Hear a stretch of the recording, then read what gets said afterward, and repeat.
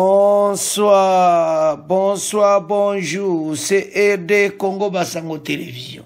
Comme toujours, avant de commencer notre émission, nous disons merci à Dieu. Nous disons merci à nos chers abonnés et téléspectateurs qui nous suivent partout dans le monde et en RDC.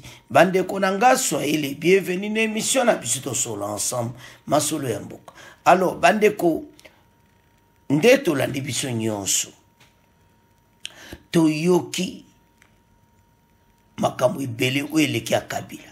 Et maintenant Kabila est arrivé à Goma. Sikoyo Bokolobanini, il est rwandais. Mais awa Sikoyo Kambera yeko défendre ye que ayeko compatir na bande kwa Goma. Message na izakle bande congolais ba PC ba ibsi boy. Il n'est pas venu compatir. Il est venu encore aggraver la situation parce que ce peuple-là mépris, ce sont les Rwandais qui les ont tués, ce sont les AFC M23, son armée qui a Bomaki Bango, alors, Tina Koloba compassion exacte. Donc, Baye, Kosala, déclaration de la guerre contre la RDC, l'arrivée de Kabila à Goma. Bah, Congolais, parce que Tala était prêt. Aïe, que son temps est passé.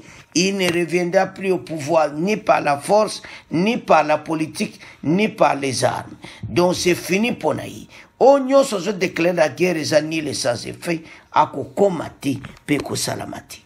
Alors, Tolanda, Bandeko Oyu, Bongo, to avance. Parlementaires qui devaient être le temple de la démocratie ne représentaient plus rien du tout, sinon que des chambres d'enregistrement de toute la volonté d'un pouvoir exécutif qui a décidé de s'inscrire sur la voie la voie autoritaire. Bon, à ce moment-là, tout le monde comprendra parce que ça a été quand même un déshonneur que ces sénateurs-là aient pris une décision aussi grave sur la personnalité d'un ancien président de la République dont les immunités sont régies par un cadre légal qui est la loi du 26 juillet 2018, mais que ici le Sénat est en train de parler d'autre chose. C'est ça qui était regrettable, notamment lui appliquer un règlement intérieur des sénateurs, alors qu'en parlant des sénateurs à vie, ça ne veut pas dire que il lui est appliqué, il doit lui être appliqué un régime pénal de simples députés. C'était ça le problème. Alors, c'était ça le problème. Donc ça a été quand même une désolation pour tout le monde, non seulement pour lui-même, pour nous du PPRD, pour ceux-là qui se sont bâtis pour que nous ayons cette constitution, mais que nous soyons devant un parlement qui ne peut pas comprendre cela. Alors, Joseph Kabila a vivement critiqué la gouvernance de Félix Tshisekedi. Il accuse le régime actuel d'avoir dilapidé l'héritage de l'alternance pacifique de 2019. Partagez-vous ce constat? Oui, le constat est même divulgué par les gens de l'Union sacrée lui-même. Joseph Koy, député national et cadre de l'Union sacrée, vous êtes rapporteur adjoint de la Commission défense et sécurité de l'Assemblée nationale, mais aussi vice-président en charge des questions diplomatiques du réseau des jeunes parlementaires congolais. Quelle lecture vous faites de cette sortie médiatique de Joseph Kabila? Merci beaucoup, Madame Kelly. Je dirais que le discours de l'ancien chef de l'État, Joseph Kabila, peut être considéré comme un point de vue que tout citoyen émettrait sur la gouvernance d'un État.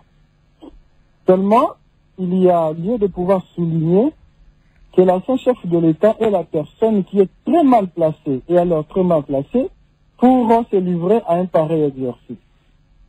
Je sais que les Congolais n'ont pas une mémoire courte pour oublier toutes les atrocités que nous avons vécues pendant son règne. pour rappel, Madame Kelly, Joseph Kabila est le seul qui a donné de l'énergie pour combattre le M23, dans le chef de qui il prétend trouver les aspirations du peuple congolais aujourd'hui. Joseph Kabila est le seul qui, en face de plus de 10 000 morts perpétrés par l'armée rwandaise sur le territoire congolais, passe sous silence sans dire mot tout au long de son discours. Il est le seul, et alors le seul, qui donne des leçons de démocratie après avoir interdit Moïse Katumbi de déposer sa candidature lors des élections de 2018. Il est le seul, après avoir orchestré la mort tragique de Katumba Mouaké, de Florida Chebia, de Thérèse Kapangala, de Rossi Mukendi, et j'en passe, mais aujourd'hui nous faire des leçons de démocratie. Vous avez des preuves de tout ce que vous avancez, Joseph Nkoy? Madame, tous ces éléments se sont produits sous le règne de l'ancien président de la République.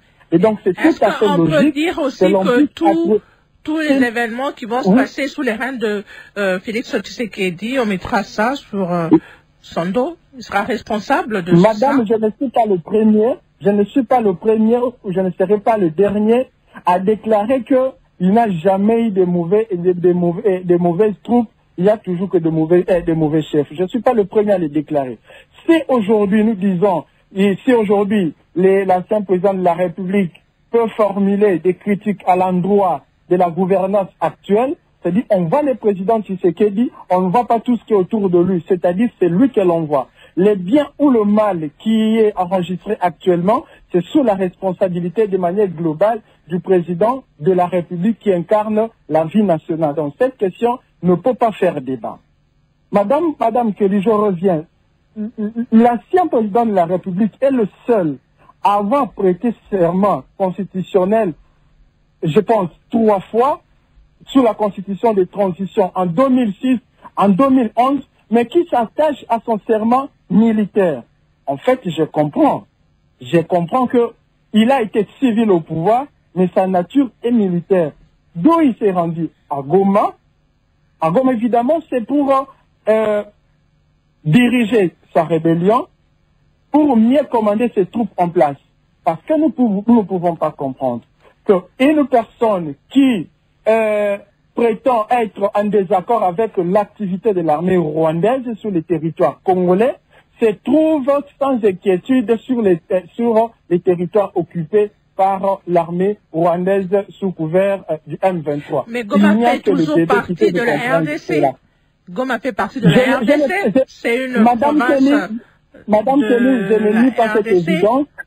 Je ne nie pas cette évidence. L'évidence, c'est que Goma est une partie de la RDC. Mais une autre évidence, c'est que Goma est actuellement sous l'occupation de l'armée rwandaise sous couvert de mouvement M23, M23. C'est de la logique. Il n'y a que les enfants qui ne peuvent pas comprendre. Est-ce que cela signifie que tout Congolais qui se rendra à Goma, qui se rendrait à Goma aujourd'hui, va être considéré comme étant rebelle ou des connivences avec la rébellion?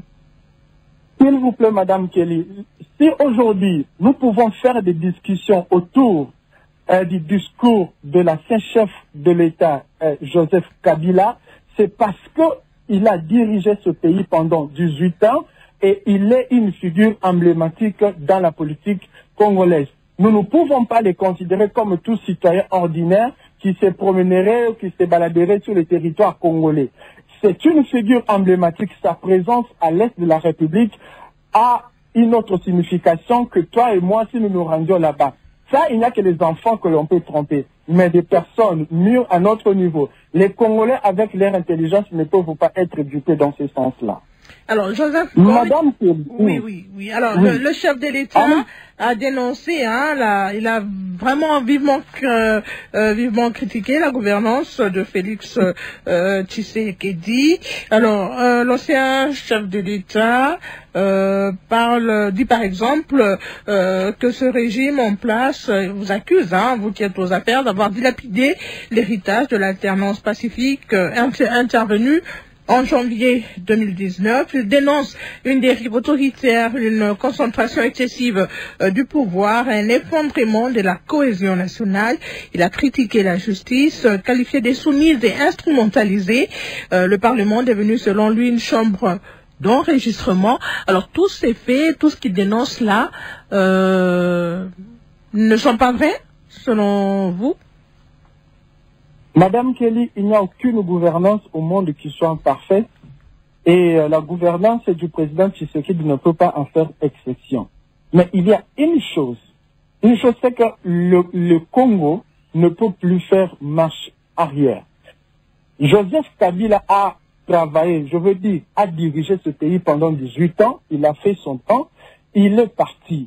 Aujourd'hui, nous avons le président Tshisekedi qui fait sa part, et il va s'en aller lorsque nous arriverons à la fin de son deuxième quinquennat constitutionnel. Je pense qu'il se trompe lorsqu'ils disent que l'actuel régime a dilapidé l'héritage de la tenace démocratique. Écoutez, cette hypothèse ne peut être envisagée que lorsque nous arriverons en 2028 et qu'au lieu que les élections soient organisées, que le président Tshisekedi cherche à s'accrocher au pouvoir. Je sais qu'il n'en fera pas autant que lui parce que vous savez que si en 2015-2016, nous avons eu des morts ici à Kinshasa lors de marches des 19, 20 ou 21 janvier, je pense pas 2015 ou 2016, c'est parce que l'ancien président Tshisekedi cherchait à s'accrocher au pouvoir. Madame, je me souviens de ces événements les plus atroces et nous ne pouvons pas y revenir. Je sais que les Congolais n'ont pas une mémoire courte pour oublier tout cela. Et donc, nous soulignons que la gouvernance actuelle n'est pas parfaite et nous sommes en train de faire un effort pour arriver à l'amélioration, pour justement répondre aux besoins du peuple congolais, mais l'ancien régime, le régime du président Kabila, n'a pas le droit de faire des leçons de démocratie actuellement. Professeur, je vais dire un mot. Je vais dire un mot sur ce que le maître Kambere a dit. Il dit que le président Kabila ou l'ancien président Kabila est parti à Goma pour compatir avec la population. Non, mais attendez. De quelle population il s'agit?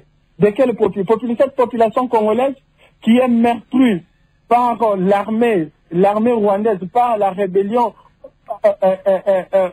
organisée et dirigée par le président Kabila? Vous savez, madame, tout au long de son discours, il n'a pas condamné l'agression rwandaise.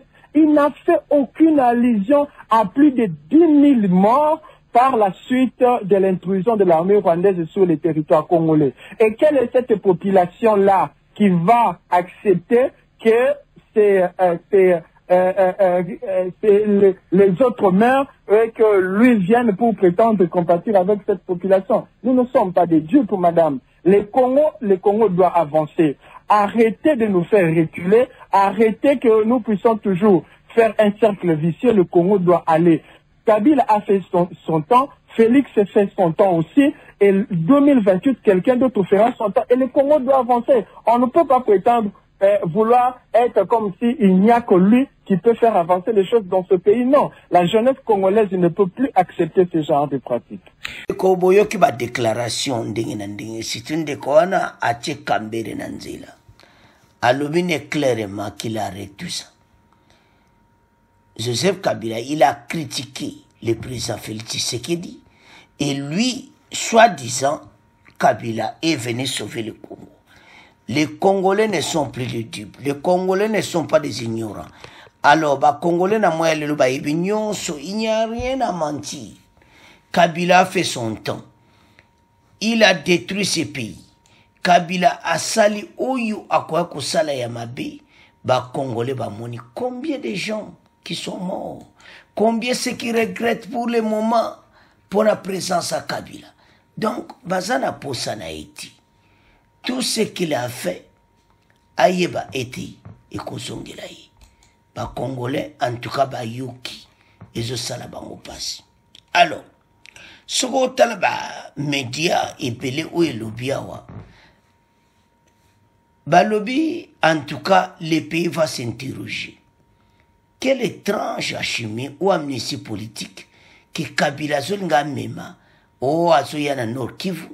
Non, ba Congolais balobi non à l'imposture de Joseph Kabila. Rancherie bata Guinée balobi boy. Joseph Kabila ne peut en aucun cas faire partie de la solution. Il incarne à bien des égards le cœur même du problème de la RDC. Il revient désormais du peuple congolais pour barrer la route à cette imposture et les sites d'information Oyoba Pessi. Donc, les Congolais vont barrer la route à cette imposture de Kabila, car ce que nous vivons aujourd'hui, c'est lui qui les a créés. Et maintenant, il a créé un autre, un 23 AFC, et il est à Goma parmi les rebelles pour encore déclarer la guerre. Alors, Kabila dégage. C'est à ce point que nous clôturer Mission Abisso. Au revoir, à la prochaine.